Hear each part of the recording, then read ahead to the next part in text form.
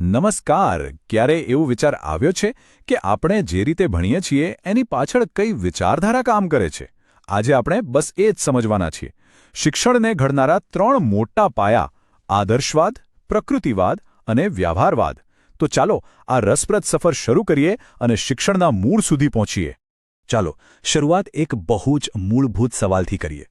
આખરે એજ્યુકેશનનો મતલબ શું? શું એનો હેતુ આપણા મનને મોટા મોટા વિચારોથી ભરી દેવાનો છે, કે પછી આપણને કુદરત સાથે જોડવાનો છે? અથવા શું એ ફક્ત જીવનની રોજબરોજની મુશ્કેલીઓનો સામનો કરવા માટે તૈયાર કરવાનું એક સાધન છે? આ સવાલોના જવાબ જ આપણને 3 અલગ અલગ રસ્તાઓ પર લઈ જાય છે. તો આપણી સફરનો પહેલો પડાવ છે આદર્શવાદ. આ એક એવી વિચારધારા છે જેના મૂળ છેક પ્રાચીન ગ્રીસના મહાન ફિલોસોફર પ્લેટોના વિચારોમાં રહેલા છે. તો આ આદર્શવાદ છે શું? જુઓ, આ દર્શન એવું માને છે કે આપણે આપણી આસપાસ જે દુનિયાને સ્પર્શી શકીએ છીએ, જોઈ શકીએ છીએ, એ સંપૂર્ણ સત્ય નથી. અસલી વાસ્તવિકતા તો વિચારોમાં છે, આઈડિયાઝમાં છે. જેમ કે એક લાકડાની ખુરશી તો આજે છે, કાલે તૂટી જશે, પણ ખુરશીનો જે વિચાર છે એ કાયમ રહે છે. બસ શિક્ષણનું કામ આપણને આ ભૌતિક જગતની પેલે પાર રહેલા આવા શાશ્વત વિચારો અને સત્યો સુધી પહોંચાડવાનું છે. આ વિચારધારાનો પાયો પ્લેટો જેવા મહાન ચિંતકોએ નાખ્યો હતો. એમના માટે ભણતર એટલે ખાલી માહિતી ભેગી કરવી નહીં, પણ એ તો આત્માને ઉપર ઉઠાવવાની એક પ્રક્રિયા છે. એક એવી આધ્યાત્મિક યાત્રા જે આપણને પરમ સત્યની વધુ નજીક લઈ જાય. તો પછી આદર્શવાદી શિક્ષણના લક્ષ્યો કયા કયા છે? સૌથી પહેલું અને સૌથી અગત્યનું છે આત્મ-અનુભૂતિ, એટલે કે પોતાની અંદરની સાચી શક્તિને ઓળખવી. પછી આવે છે આધ્યાત્મિક વિકાસ. અને હા, સત્યમ શિવમ સુંદરમ જેવા જે શાશ્વત મૂલ્યો છે એને જીવનમાં ઉતારવા. આ સાથે જ આદર્શવાદીઓ એવું પણ માને છે કે શિક્ષણ થકી જ આપણા સાંસ્કૃતિક વારસાનું રક્ષણ થઈ શકે છે. ઓકે, તો હવે આપણે એક એવા દર્શન તરફ જઈએ જે આદર્શવાદથી લગભગ એકદમ ઉલટું છે. એ છે પ્રકૃતિવાદ, અને એના મુખ્ય હિમાયતી હતા જીન જેક્સ રૂસો. પ્રકૃતિવાદ શું કહે છે? સિમ્પલ, જે કંઈ પણ અસ્તિત્વમાં છે એ બસ આ પ્રકૃતિ જ છે. અહીંયા કોઈ આત્મા, કોઈ પરમાત્મા કે કોઈ આધ્યાત્મિક જગતની વાત નથી. સાચી અને સંપૂર્ણ વાસ્તવિકતા તો આ ભૌતિક દુનિયા જ છે, અને જ્ઞાન મેળવવાનો એકમાત્ર સોર્સ પણ પ્રકૃતિ જ છે. તો શિક્ષણ વિશે પ્રકૃતિવાદનો શું વિચાર છે? એ માને છે કે બાળકના કુદરતી વિકાસમાં બિલકુલ દખલ ન કરવી જોઈએ.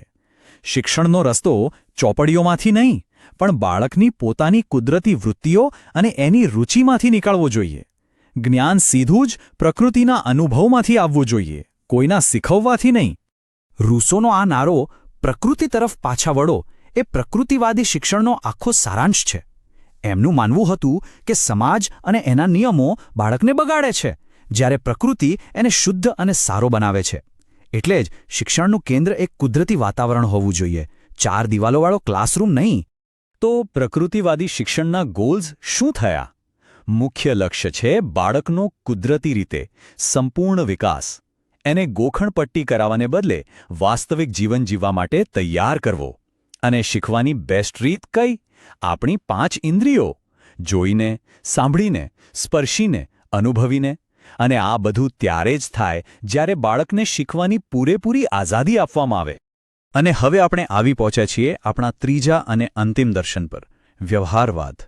આ એકદમ આધુનિક અને ખાસ કરીને અમેરિકન દર્શન છે, જેના સૌથી મોટા પ્રણેતા હતા જ્હોન ડ્યુઈ. વ્યવહારવાદ શું કહે છે? એ કહે છે કે કોઈ પણ વિચાર સાચો છે કે ખોટો એની કસોટી એના પરિણામ પરથી થાય છે. જો કોઈ આઈડિયા કામ લાગે, કોઈ સમસ્યાનો ઉકેલ લાવે, તો એ સાચો છે. બસ, વાત પૂરી. અહીં કોઈ શાશ્વત સત્યો જેવું કંઈ નથી. સત્ય તો સતત બદલાતું રહે છે, અને અનુભવથી જ એને ચકાસી શકાય છે. જ્હોન ડ્યુઈનો આ વિચાર ખરેખર ક્રાંતિકારી હતો.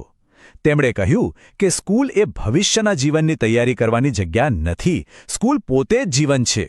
શિક્ષણ એ વાસ્તવિક જીવનના અનુભવો અને સમસ્યાઓ પર આધારિત હોવું જોઈએ. અહીં કરીને શીખવું એટલે કે લર્નિંગ બાય ડુઈંગ એ જ મુખ્ય મંત્ર છે.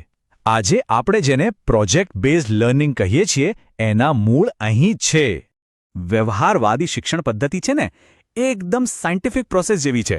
જુઓ, સૌથી પહેલાં શીખનાર એક વાસ્તવિક સમસ્યાનો સામનો કરે છે, પછી એનું ઊંડાણપૂર્વક વિશ્લેષણ કરે છે, એના સંભવિત ઉકેલો વિશે વિચારે છે, એટલે કે હાઇપોથેસિસ બનાવે છે. પછી એ ઉકેલોને પ્રેક્ટિકલી ટ્રાય કરીને ચકાસે છે, અને છેલ્લે જે પરિણામ આવે એના આધારે નિષ્કર્ષ પર પહોંચે છે. આમ જ્ઞાન કોઈ આપે નહીં, પણ શીખનાર પોતે જ એનું નિર્માણ કરે. તો આપણે આ 3 બહુ જ અલગ-અલગ શૈક્ષણિક દર્શનો વિશે જાણ્યું. ચાલો હવે ફટાફટ એમની એક સાથે તુલના કરી લઈએ, જેથી એમની વચ્ચેનો તફાવત અને આજની શિક્ષણ પદ્ધતિ પર એમનો પ્રભાવ એકદમ સ્પષ્ટ થઈ જાય. આ તુલના પર નજર નાખો તો આખી વાત એકદમ સાફ થઈ જાય છે. એક બાજુ છે પ્લેટોનો આદર્શવાદ, જે આત્માના વિકાસની વાત કરે છે અને શિક્ષકને એક આધ્યાત્મિક ગુરુ માને છે. બીજી બાજુ રૂસોનો પ્રકૃતિવાદ છે, જે કહે છે કે બાળકનો કુદરતી વિકાસ થવા દો અને શિક્ષક બસ દૂરથી ધ્યાન રાખે. અને પછી આવે છે જ્હોન ડ્યુઈનો વ્યવહારવાદ, જે સામાજિક કુશળતા પર ફોકસ કરે છે. અને અહીં તો શિક્ષક એક મિત્ર અને સલાહકાર બની જાય છે. એટલે અભ્યાસક્રમ પણ બદલાય છે, શાશ્વત મૂલ્યોથી શરૂ થઈને બાળકની રુચિ અને છેલ્લે વાસ્તવિક જીવનના પ્રયોગો સુધી. એટલે સમજવાની વાત એ છે કે આદર્શવાદ, પ્રકૃતિવાદ અને વ્યવહારવાદ આ ખાલી પુસ્તકોના સિદ્ધાંતો નથી. આ તો શિક્ષણને જોવાના 3 અલગ-અલગ ચશ્મા છે. દરેકની પોતાની તાકાત છે, પોતાની મર્યાદાઓ છે, અને આજની શિક્ષણ વ્યવસ્થા પર આ ત્રણેયનો ઊંડો પ્રભાવ જોવા મળે છે. અને આ બધી ચર્ચા આપણને એક છેલ્લા અને સૌથી મહત્વના સવાલ પર લાવીને ઊભી રાખે છે. આજના આ ટેકનોલોજીના યુગમાં, આટલી ઝડપથી બદલાતી દુનિયામાં શિક્ષણ કેવું હોવું જોઈએ? શું આપણે પ્લેટોના શાશ્વત મૂલ્યો શીખવાવા જોઈએ, કે રૂસોની જેમ બાળકને સંપૂર્ણ આઝાદી આપવી જોઈએ, કે પછી ડ્યુઈની જેમ વ્યવહારિક સમસ્યાઓ ઉકેલતા શીખવવું જોઈએ? કદાચ સાચો જવાબ કોઈ એકમાં નથી, પણ આ ત્રણેયના યોગ્ય મિશ્રણમાં છુપાયેલો છે. આ વિચાર સાથે જ આજનું આ વિશ્લેષણ અહીં સમાપ્ત કરીએ છીએ.